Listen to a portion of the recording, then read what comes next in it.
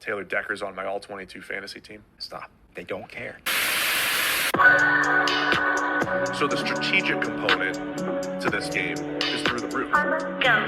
Your predictions, right? Your forecasting in fantasy football into how good is this player? This is it's gonna change the industry. Yeah, I moved to the old town where it goes down. Look at me now. I wrote my goals down. I hold it down. Made myself proud. Welcome into the All 22 podcast. My name is Chris Lombardi, and I'm with Ray Cotto. Ray, it's been another week of just chaos, NFL news, but a lot of things to kind of track and keep your eye on. So today, let's talk about those things. And I'm going to start off talking about Joe Burrow, right? So at practice, Joe Burrow hurt his calf, and they're saying that it's just a bad strain, but he might miss the entire preseason, and there's really no real word about when he will be back. Will it be week 1? Will it be before then? Will it be week 3 or sometime after, right? It's kind of an unknown at this point. It's gonna be about how he feels. What I'm worried about is really like, how does this affect his draft stock if you're drafting for the first time your all-22 franchise, right? And then what does it mean for his outlook on this season, right? There might be some dynasty concerns, right?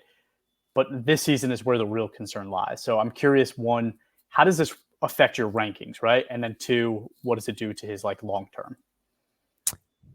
You know, it's interesting, and maybe I'm not the right guy to ask, but for me, it doesn't change anything. I would still have him as my quarterback too, after Mahomes and before Allen and Herbert and the rest. So it doesn't change much for me. I think Burrow, he's at that level at the top of the league, basically, right? To where if that's your horse, you just got to ride him. If you think he's simply better than, you know, the other guys that are sort of in that neighboring tier there, like a Herbert or an Allen, then I still think you take him, even if it's just this year. I'm not saying he'll be 100%, you know, come week 3 or anything like that. I actually just don't anticipate that he's going to miss games. And Burrow's a tough guy. And, you know, there's still a month plus to go before the season starts. He probably won't be 100%, but I don't think he's going to miss time with this. And so if he's on the field, you're starting Joe Burrow, and I think he's going to do very well regardless. So it honestly doesn't change much of anything for me. I wouldn't try to get cute and say, if I do like Burrow the best, say I'm going to draft Burrow, but then earlier than I otherwise would in my startup draft, I'm going to go ahead and take a second quarterback and then try to stream based on weekly matchups early on. At that point, I think you're getting way too cute. I just think if Burrow is out there, you ride him, and that's it. Don't overthink it. I've never really heard of a calf injury being like a nagging long-term thing, right? It's usually something people can heal from. So I'm not extremely concerned. I think the only people that should be thinking about this are those that are playing season long, right? Like if you're playing all 22 and you're doing it in a season long instead of what its natural purpose is, which is dynasty, maybe then I would start to consider Josh Allen. And I don't think there's anybody else, right? I think Josh Allen is maybe the only other guy that kind of gets into that top 3 range with the Burrows and the Mahomes. And if Burrow's calf means that he might miss week 1 and 2, would I rather have Josh Allen out there to make sure that I'm getting wins in those weeks? Maybe. Does that change your mind at all? I'm too stubborn, man. Yeah. Burrow's my guy is my guy. Okay. All right. Well, I agree, right? There's not much to do there, but I think if it is season long, I might consider Josh Allen. Otherwise, this doesn't really concern me. Joe Burrow will be fine. He'll be thrown to his boys, T. Higgins and Jamar Chase, before we know it. But let's move on to the second kind of news that we didn't catch. I forgot to say week. Irv Smith. Come on now. Yeah, right. Okay. We missed this last week, but it did happen last week. And that is Tytus Howard getting an extension with the Texans. And I really want to talk about this more from a contextual standpoint, not necessarily because I think he's the greatest player and it's big news, but contextually, right? Tytus Howard got a 3-year, $56 million deal with an $18.6 million annual salary. Okay. Tackles right now in our game are 4.77%. Running backs are 2.94%, down from last year, right? Down under 3 to now 2.94. It's more than half of what tackles are, but it's getting close to being half of the value of a tackle. When we talk about a guy at the talent level of a Tytus Howard, who is not a bad football player, right? He's probably middle of the pack of tackles, I think is fair to say, right? He's a 60 grade guy. He's 27 years old, but he's consistently on the field. He's a starter. He's getting paid $18.6 million, while a guy like Saquon is fighting for his life to get $11 million. We talked about this to death last week a little bit, why Saquon's situation is the way it is. But I think this is good context to show how valuable the league thinks tackles are, right? They're paying a guy that's an average tackle, maybe even some seasons below average, $56 million and 18.6 annually compared to what running backs are getting. So Ray, I think this tells the users a lot about our game and why what we're doing is different and important. But is there any message you want to talk about with this deal? Yeah, I actually have a lot to talk about, but let's start sort of with where you're going, right? I think to underscore how teams value offensive tackles and why it's so important in the league and in all 22, Howard is the 9th highest paid tackle based on average annual value now in the NFL.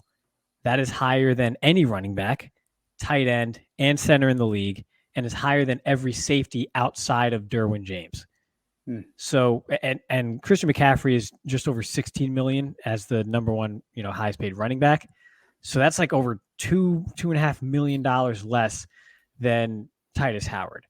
So it just goes to show you that teams value offensive tackles. And if you have even a half decent one, you don't want to let that player go, because big guys who can move well or even relatively well are just harder to find, and they're more important. So yeah, it just underscores what we say. And basically the whole premise of this game is these guys are valuable and everyone knows it, but this just sort of quantifies it and is sort of in your face about it, that Tytus Howard is more highly paid per year than every running back, tight end, and center in the league, and just about every safety as well. So again, just goes to show you how much these guys truly matter and how much they're valued in the NFL, which subsequently means they're highly valued in all 22.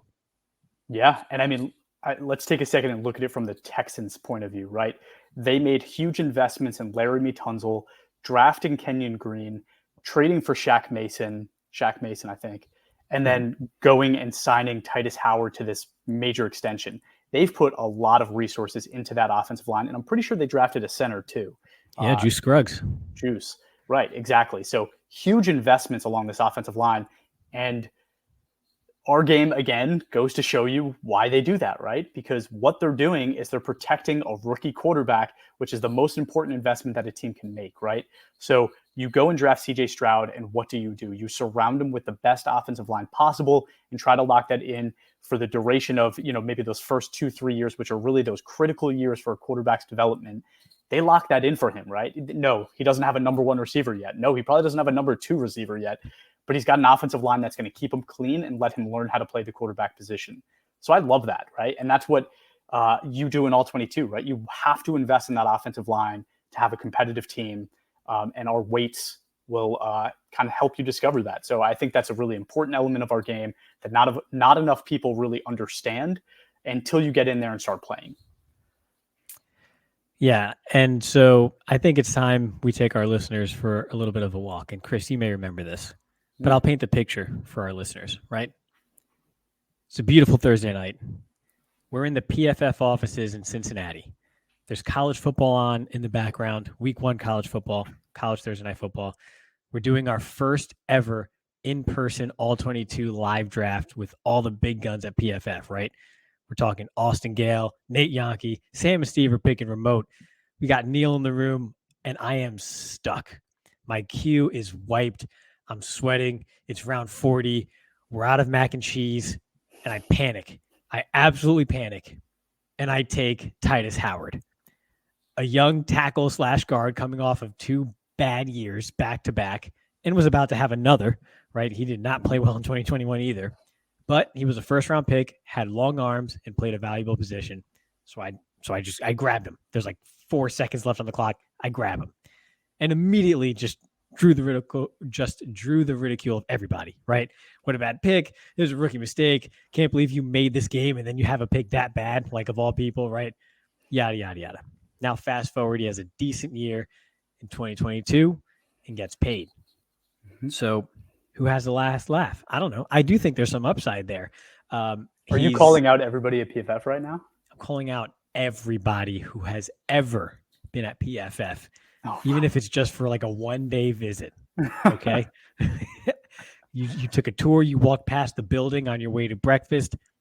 You drove past Cincinnati on the highway. Mm-hmm.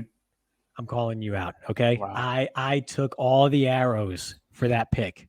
Mm-hmm. And now he is still on my team as offensive tackle 7. Okay. He's my 7th offensive tackle. You heard that correctly.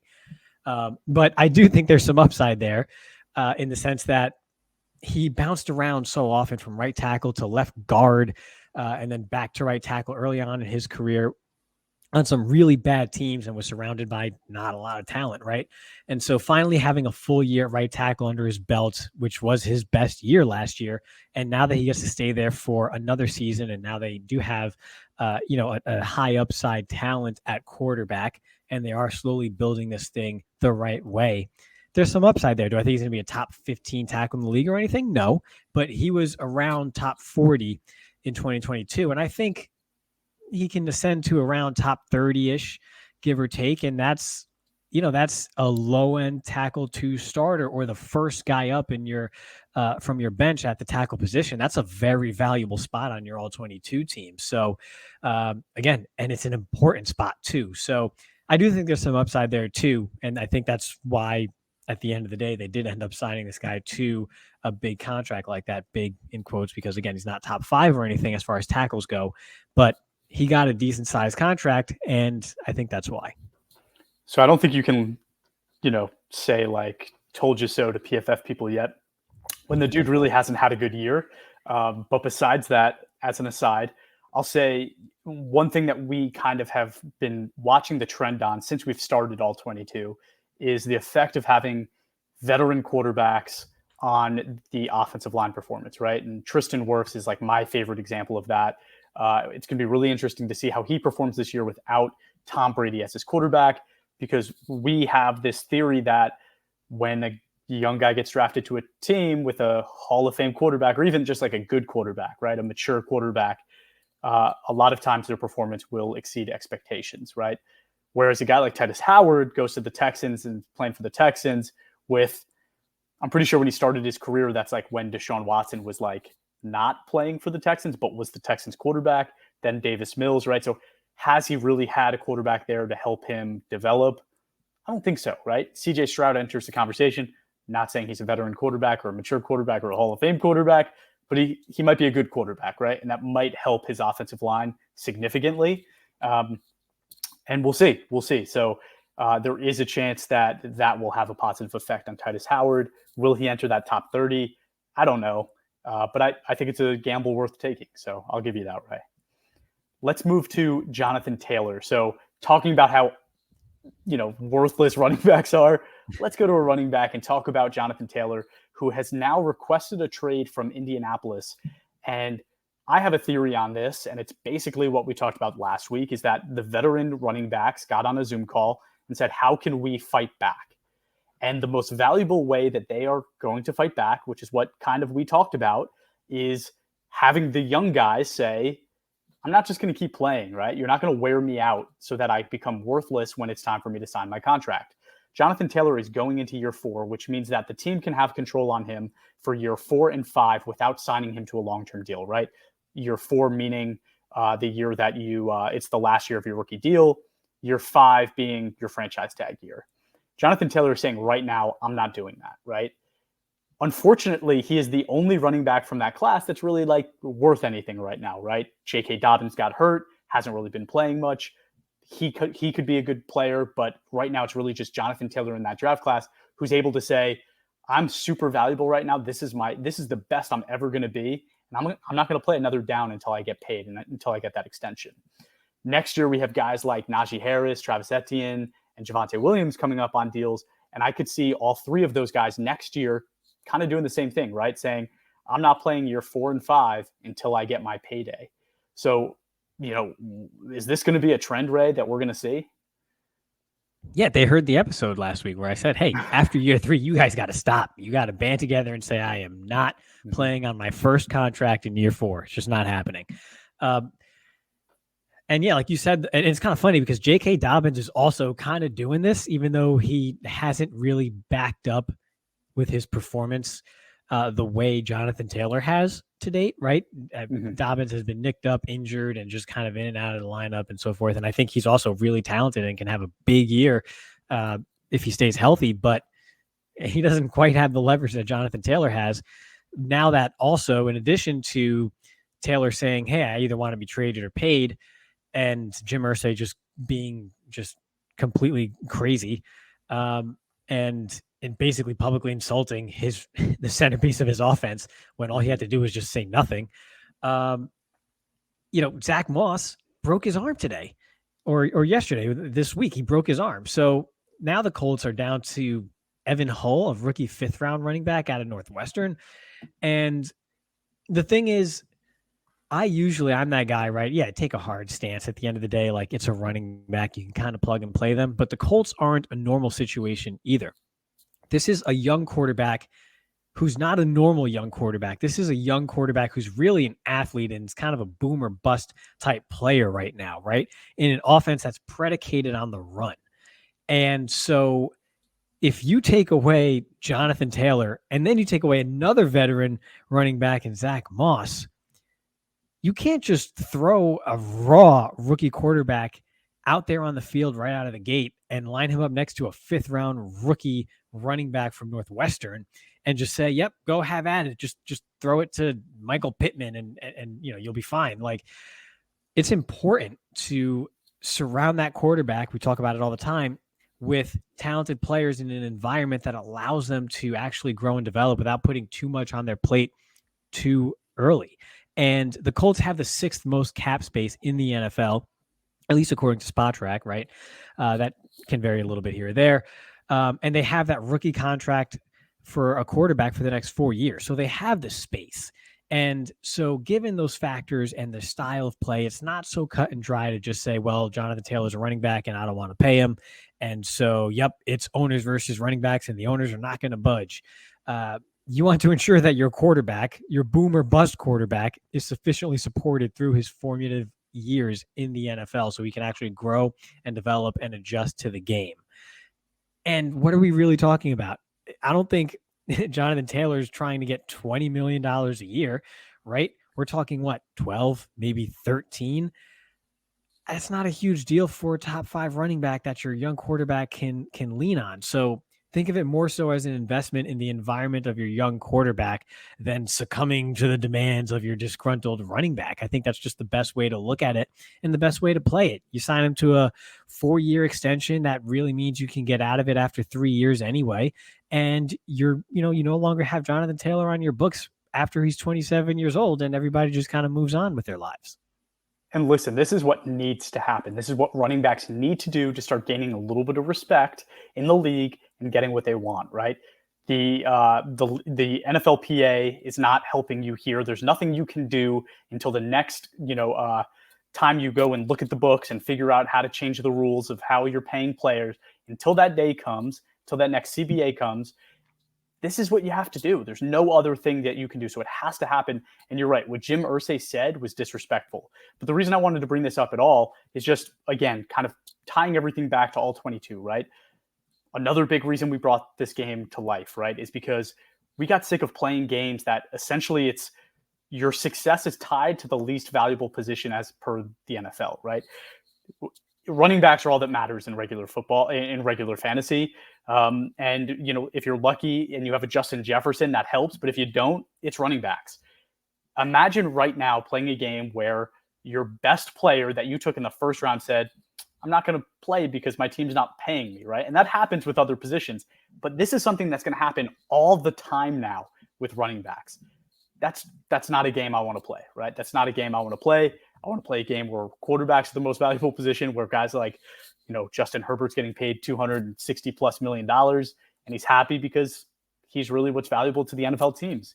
That's kind of my take. I don't know. Do you have a different one? No, that's exactly it, right? And so to kind of bring it back to what I was saying, right? The most important thing here is a young quarterback. That's your franchise quarterback. So if I'm the Anthony Richardson owner in all 22, I'm saying get this guy signed, and give my guy a chance. Because if you're, what is it, penny wise, pound foolish, you're going to ruin your biggest investment as a franchise, which is your quarterback. So allow your quarterback time to grow. And again, that goes for the NFL and all 22. So this is not just, there's a broader running back discussion at play here. But then when you look at just the Colts situation, this is not just about your principle regarding paying running backs. It's about helping your quarterback succeed, because that is your biggest investment, just like it is in all 22. Exactly. We're going to talk about the Colts a little later.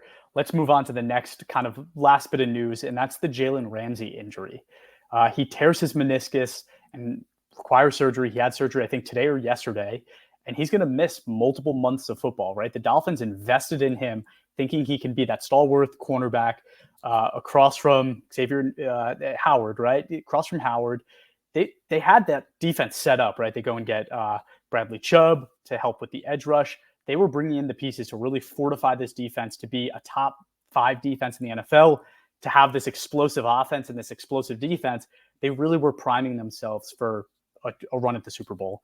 And Ramsey goes and gets injured. He's going to miss a bunch of time. He might not be back till like week 10, right? Week 10, week 11, week 12. That's big, right? And especially now he's a 28, 29-year-old player. He's going to be playing the season 28, 29. This is the end, right? Like there's not that much left in the tank when you get to that age. Coming back from an knee injury, they're saying they're going to try to bring him back quicker. But when you're a 28, 29-year-old corner, that might not be the best thing for you, right? You might not come back 100%. So from my vantage point, I'm looking at Jalen Ramsey this year and I'm saying he's probably not going to be the elite level athlete that he usually is. So what do I have to do to make sure that I'm primed to be successful even with this happening? So Ray, do you think this is a big concern? And how are you kind of fortifying your team to make sure that you're ready for it? Oh, yeah. I think a couple months back when we were talking about the trade that we actually correctly predicted months in advance, we mentioned, or at least I mentioned, that Jalen Ramsey probably has one elite year left, maybe a couple good years thereafter, but you don't really bank on corners at age 30, 31 years old being the top guys that they were early on in their careers, right? It's just such a demanding position athletically in space to chase around these just crazy, just monster wide receivers for 60 minutes. It's just tough to do. It's a young man's game, basically, right? And now, as far as all 22 goes, this basically eliminates that 1 year. If he comes back in December, that's the entire regular season, and maybe he's back for the playoffs, but is there a ramp-up period?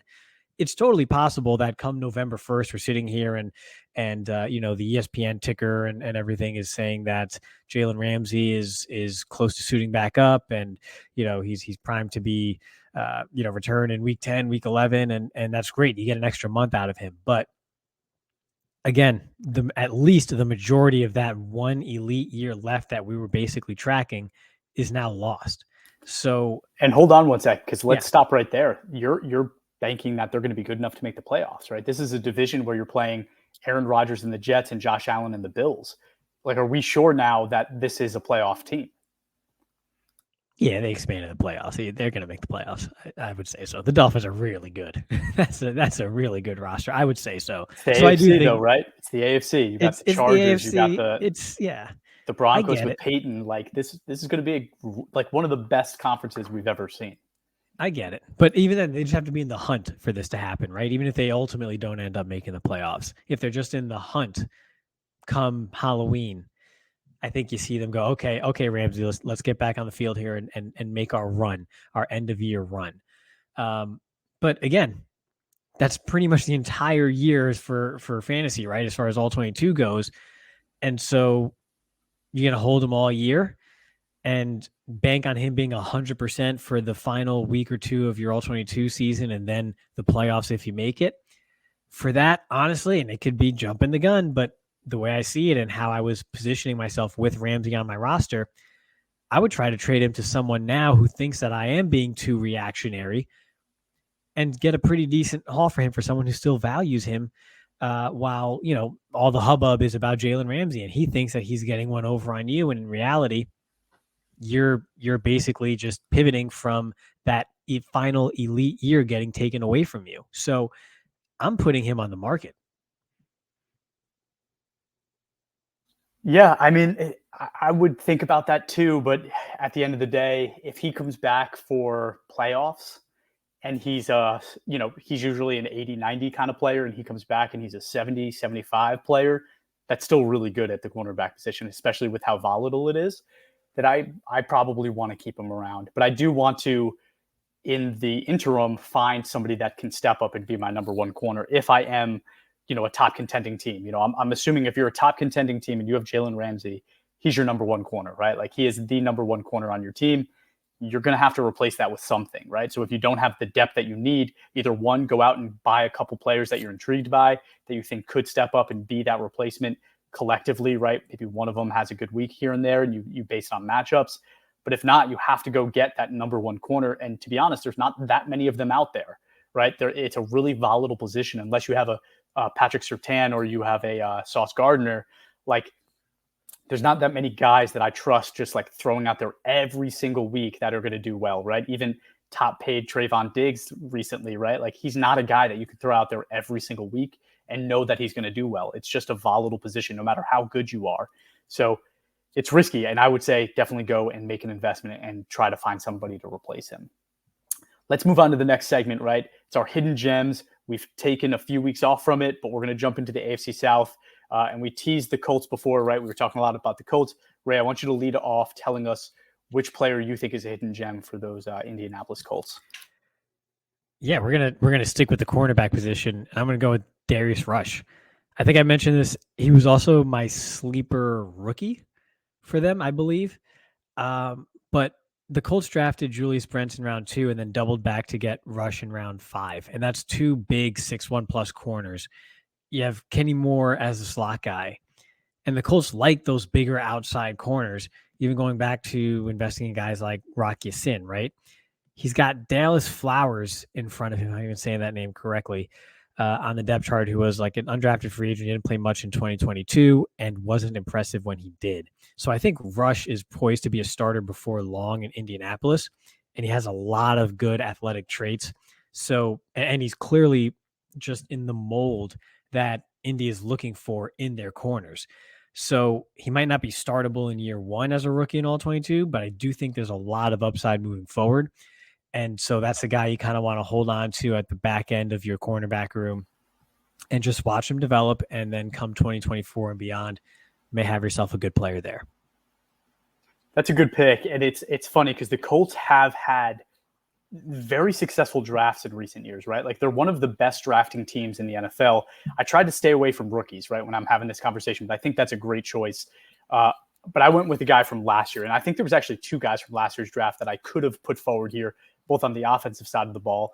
One of them is Alec Pierce, who I'm not going to talk about. But if you look at his week by week, he actually had a really great rookie season starting as a rookie, right? Guy that, like, not a lot of talk was, not a lot of people were talking about Alec Pierce, right? But he actually showed up, was a starter for that team, and did pretty well, right?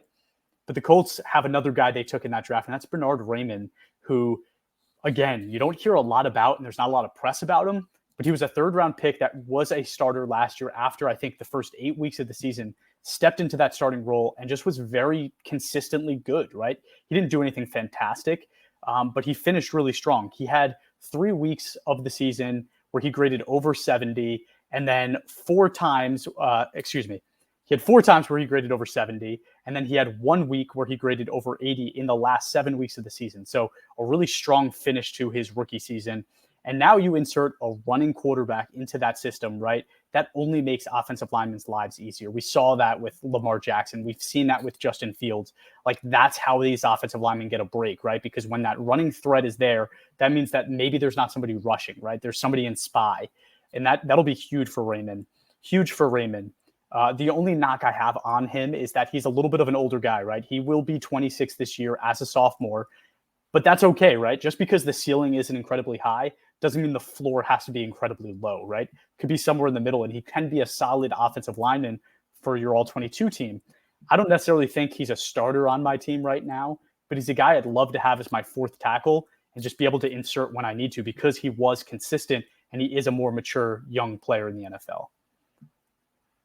Yeah, I wasn't a big fan of his. I mean, a lot of people stay in college for 8 years. That's cool. It's whatever. But yeah, I wasn't his biggest fan pre-draft, and I mean, he certainly played well down the stretch enough to somewhat prove me wrong after a pretty slow start, up until that Jacksonville game. So, yeah, we'll see if he can keep it going. The situation is still pretty good there, right? You add Anthony Richardson, like you say, all those factors come into play and are to his benefit. So, yeah, I like the pick. I honestly don't think I have a single share of him because of my initial opinion of him, but I agree with everything you said. No, likewise. And like, he's a guy that I totally overlooked, right? I watched his college film, wasn't blown away, looked at his age, was like, not touching that, right? But then he showed up and he did really, really well, right? And now he gets that running quarterback. I think it's a worthy investment. But let's move to the Jags. I'm going to kick this one off. And I'm going to say, like, honestly, I looked at that roster and everybody there is either a first-round pick, a former first-round pick, a former first-round bust, or just a guy that I don't have a lot of faith in. Like, there wasn't a lot of guys on that Jags team that I look at and go, that's a hidden gem, right? Like, you're a first-round pick, you're not a hidden gem, right? I've learned my lesson with that. And there's one guy that I looked at, and I looked at kind of his grading, looked at what he's done so far, and I'm intrigued. I'm not saying I love him, but I'm intrigued. And that's Andre Cisco. He's a safety, right? Tell me you picked him too. No. Okay. I did not pick him. Oh, you hate him. Okay, we'll talk about that. But anyway. It's a very strong word, but sure. Okay. Go ahead. He's entering his third year as a pro. He was not a starter in his first year, but in his second year, he logged over 1,100 snaps, and he graded slightly above 67 in PFF grading. And again, I don't think he's a fantastic football player, but when you look at what they've done on that Jacksonville defense, right, you get Travon Walker, you have Josh Allen, and you fill the inside linebacker positions with Devin Lloyd and Foye. I'm just going to say Foye. And you build that base foundation up the middle. And then you go and you have a guy like Cisco in the back of that, right? And it takes a lot of pressure off of him. So I think as those core guys in the center of that defense start to mature and play together and start to learn how to interact with one another, that's only going to do that back half of that defense a lot of good, right? I think Cisco is a guy that I would say can make something of that, right? Again, I'm not going to come here and say the corners that they have because, again, they're all first-round picks or they've been successful already. So I have to go with a guy like Cisco, who I think is going to benefit from all of that maturity that's starting to form around him or that first-round infusion of talent that they've put there. So why not a guy like Cisco, right? So I would say just, again, he's maybe, like you were talking about Tytus Howard, he's a 40th, 45th round pick that you're just going to help booster your defense with. But he's a guy that don't be surprised if 2 years down the road, right, he's a 75 grading player. And I think that's a really good thing to have at the safety position because it is a hard position to draft in all 22.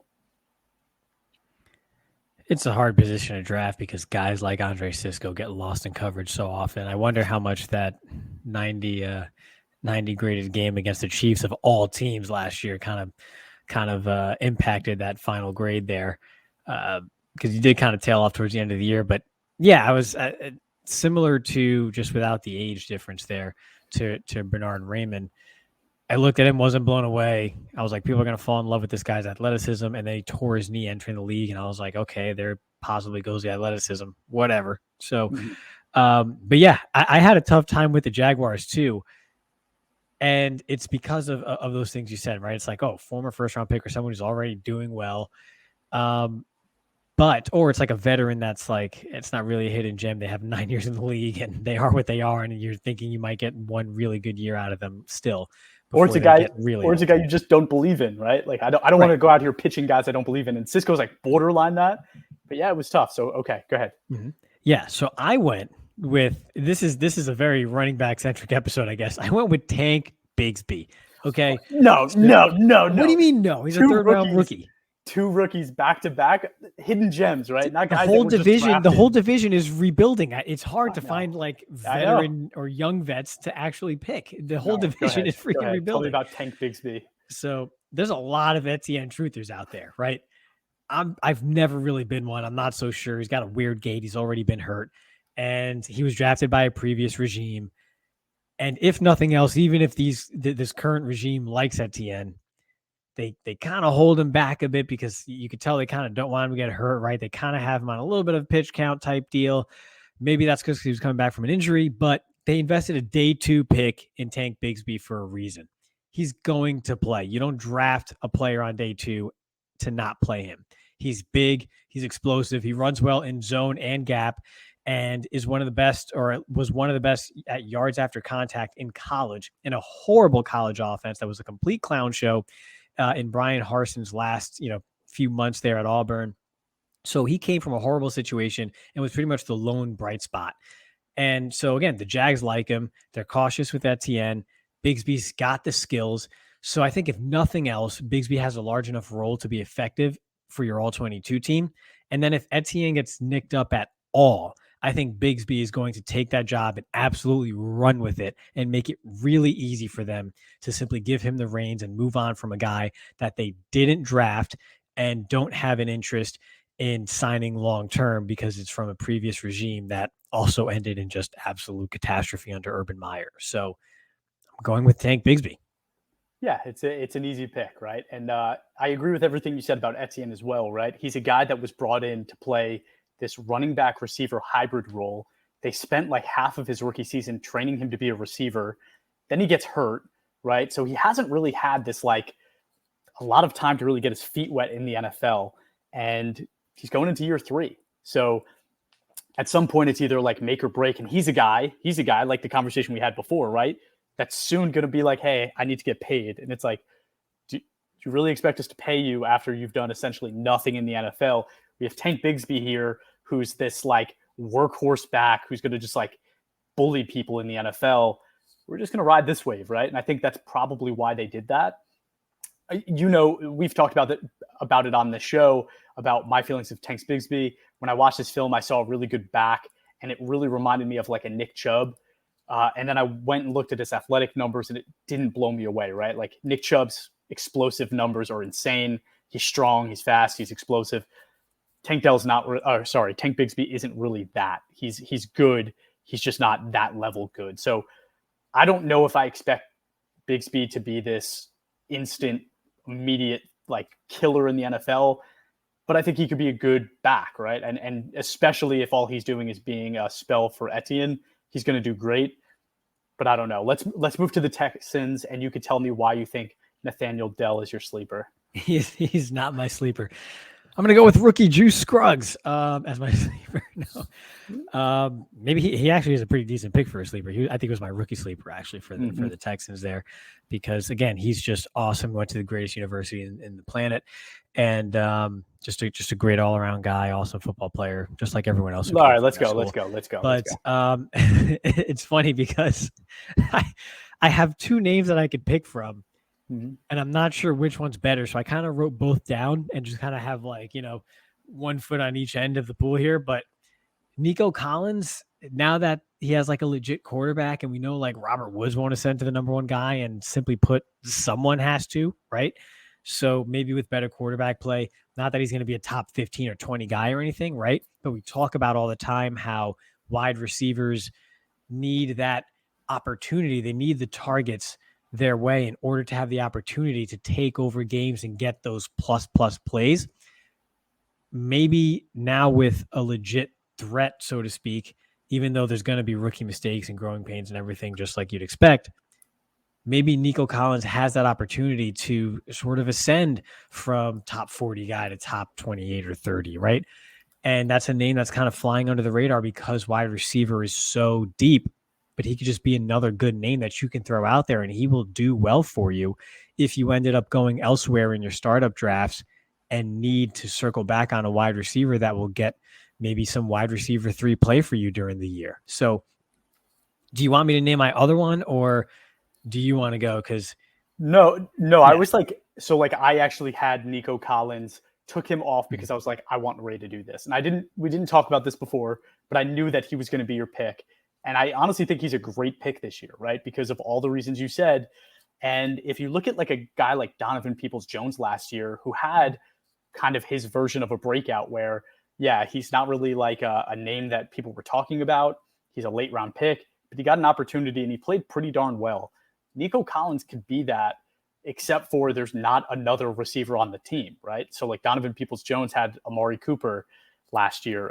Nico Collins isn't going to have that competition. So this really is a huge opportunity for him to be successful.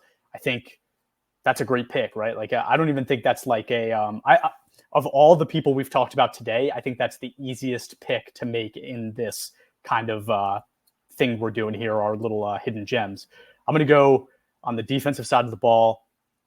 A little bit of a stretch, but again, it was tough, slim pickings here. If you're not picking a rookie like, it's not supposed to be. I went with Jonathan Grenard. And I don't know if he's hidden anymore either, though. He's kind of out there. Nah, he's hidden. He's hidden. Just shh. So he's a guy. Right. Think about it. They draft Will Anderson. They have a guy like Jerry Hughes. So Grenard's probably not going to be a starter this year. But Jerry Hughes is 35 years old, and there's going to be opportunity, right? I think he's going to be a rotational player this year, and I think it's an opportunity. But he had a really good year 2 years ago in his second year in the pros, and he had an 89.2 pass rush, which is probably why you're saying he's already broken out. But then last year, he struggled to do really anything and ended up missing a bunch of time with a calf injury. So he's coming back, but he's coming back to a spot that's not really his. So he's going to have to earn his opportunity again, and I think he can do that. And I think it's a luxury for him, right? He has a guy like Will Anderson and a guy like Jerry Hughes that's going to take a little bit of heat off of him. Just a couple of years ago, he had 8 sacks, right? So again, yes, he's already done good things in the NFL, but it's been a while since he's done them, and he's coming off of an injury, and he's going to have to earn that spot. So I think, for all of those reasons, he's a guy I want to target as an investment opportunity. And besides that, it's also his contract year, right? This is that year where he has to prove himself to get that next deal. I don't know if it's going to be in Houston, honestly. I don't know. But it's somebody I'm willing to take that chance with, because I think that the upside is great, right? 8 sacks a couple of years ago, great pass rush grade. Why can't he repeat that? He's going to be, I think, 26 years old. All the opportunity in the world for him to step up and really be a star on that defense. Good for Jerry Hughes. All right, let's just take a second to admire the fact that this guy's 35 years old. Okay, you mentioned him.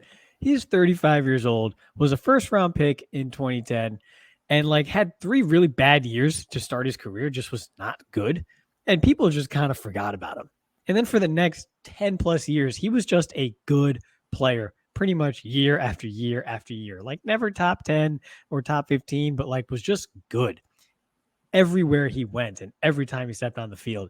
And now he's 35 years old and is still holding down a spot in the NFL, going strong after probably 90% of his draft class has retired and has been retired for a couple of years by now.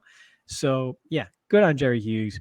Agree on Grenard. I kind of like the player. Would like to see how he does with some more run here. Maybe he does get it as he kind of. I think for you to be correct in what you're saying, I do think what we'll have to see, and if I were to guess, this is what we will see, is kind of a stair step, an ascension of snaps getting greater and greater every single week, or he'll average probably a dozen more snaps per game in the second half of the year than he will the first, as he maybe takes over that role if he is playing well enough in a contract year to warrant an extension from the Texans or anywhere else, right? He's putting tape out there for all 32 teams, not just Houston. So always like the player. So I'm good with it. Dude, Hughes is a couple of years older than us, right? A few years older than us. And I wake up every morning and I have neck pain from playing a little bit of college football as a backup, right? This dude is 35 years old in the NFL and plays significant snaps every single year and is still doing it. Total shout out to Jerry Hughes. That's it's my idol right now. Good for you, Jerry. Good for you. Yeah. All right. I'm going to kick off the Titans. And the only reason I'm going to kick off the Titans is because I don't want to be the one to finish with the Titans, because my take is going to be awful. And it's really because I don't like a lot of stuff on the Titans. I don't. If it wasn't coached by Mike Vrabel, I think this would be the worst team in the NFL. Sorry to say. That's not a bad take at all. This is the worst team in the NFL roster-wise. So what I'm going to say is I think it's one of the corners, and I don't know which one, right? They have spent a first, 2 seconds, and a third-round pick in the last 3 years on cornerback talent, right? And what do they have to show for it? Not much, right? It's Roger McCreary, Kristen Fulton, Elijah Molden, and Caleb Farley. So 4 guys that I think combined played 1,700 snaps last year, right? And we're looking at that group and saying, okay, Fulton had a 63.8 grade, Farley had a 42.5, McCreary had a 62.6, and Molden had a 67.5. If you're telling me my team spent 4 top 3 round picks on those players and hasn't gotten a star corner out of it, there's no, obviously that GM got fired, right? Like that was the easiest firing that's ever happened in the world, was that dude getting fired. But I think that there are talented players here, right? Like Roger McCreary is a good football player. I think he's if I had to pick one of the guys, it's probably him to be the guy that steps up and has like a big year. But any of them could, right? We're talking about Caleb Farley, who was like projected to be a top 10 pick before he had like injuries affect his draft status. I think he's a couple of years removed now from that. And it's a make or break, right? Like he's either going to be out of the league in a year or he's going to step up and be a pretty good football player. But I don't know which one it's going to be. And again, out of this group of 4 corners that they spent extremely valuable picks on, I don't know which one it's going to be. But if you watch the film and you really break it down, I'm sure you could identify the guy that you feel comfortable investing in. And I would, right? Like I would take a risk on one of those guys, have them on my roster, and hope for the best. I think it's really interesting you say that, right? Because I am going with a corner. And I think the way this is going to play out in Tennessee, right, is I think at the outside corner spots, they're going to have essentially sort of a 3-man rotation there, right? You got Christian Fulton, you got Caleb Farley. But the one guy you didn't mention, the one guy they didn't draft, is Sean Murphy-Bunting. And that's who I wrote down as my sleeper. I really like Sean Murphy-Bunting in Tampa Bay. He's always been a good size, good speed, athleticism type guy with Carlton Davis and Jamel Dean. And kind of similar to what you were describing with Tennessee and their corners right now, but at a better level of play. At Tampa, those 3 were kind of just in a soup, and like depending on the week, month, or season, like one was better than the other, and none ever sort of jumped out as elite or top flight, but they were all pretty good, right? And so last year, Sean Murphy-Bunting had a top 24 coverage grade among all cornerbacks with a 74.5, finished 26th overall among corners in the league. So that's a starter level corner at all 22, right? In a league where you can't have enough good ones and the good ones are hard to find. And for me, the wide receivers in this division are not exactly scary, right? I mean, we just went through this division and we're like, it's pretty tough to find sleepers here. And, you know, guys we're really excited about that aren't already established. There's no Justin Jeffersons in this division. There's no CeeDee Lambs. There's no AJ Browns. There's no one that's really scary, right? Mm-hmm. Not that Michael Pittman, for example, isn't good, but there's no one that really scares you at wide receiver. So I do think that helps someone like Sean Murphy-Bunting, who I think was brought in because of what you mentioned. Those draft picks didn't really pan out or haven't yet panned out, and they needed some certainty. They needed some stability. They needed some quality from a vet who's still only 26 years old and now in his prime. And so with a coach like Vrabel, who always gets the most out of his players, like we mentioned, I think that bodes well for Sean Murphy-Bunting. So for those paying attention, this might not, you might know him from, again, that sort of rotation in Tampa Bay. But if your league mates haven't been, or they're a little bit asleep at the wheel, this is a good player you can nab late or maybe buy low on, because I've always kind of been a fan, and I think the opportunity is there for him to run with in Tampa, not in Tampa, in Tennessee. So it's interesting. I agree with you. And I think that the new GM, what he's done so far with his draft was smart, right? He got a guy like Peter Skoronski early, Tajee Spears. Like he got smart, but all right, go ahead. Come on, it's smart. Oh, you don't Is he like playing him at center? Is he playing at center? I don't know. You don't like Skoronski, right? But the reason I'm pointing out those guys is I think those are guys that can step in and be like strong players, even if they're not great players, right? That's how you build the foundation of a team, is by having guys that are going to go out there game after game and just put up solid performances. That's going to help everybody, right? I think that's what they lacked with the last regime, right? They weren't drafting those guys. They were drafting everybody they drafted was a huge like risk, right? Like Caleb Farley, Who's the tackle that was out of the league in like 3 months? Oh my gosh, yeah, Isaiah something. Wilson, from Georgia. Wilson, yeah. Yeah, Isaiah like Wilson from Georgia, out of the yeah. league in 3 months, right? Like they were taking these huge risks. I think like, it was a little longer than that, but yeah. I don't know if it was. Like he was off that team quick. But anyway, like you need a foundation, right? You can't just always take risks like that. You need a foundation. And I think one of the reasons all of those corners I was talking about failed essentially or are failing is because they don't have that foundation, right? Like I was talking about Cisco before, who the Jags have built this like group of interior defenders that can help the rest of the defense.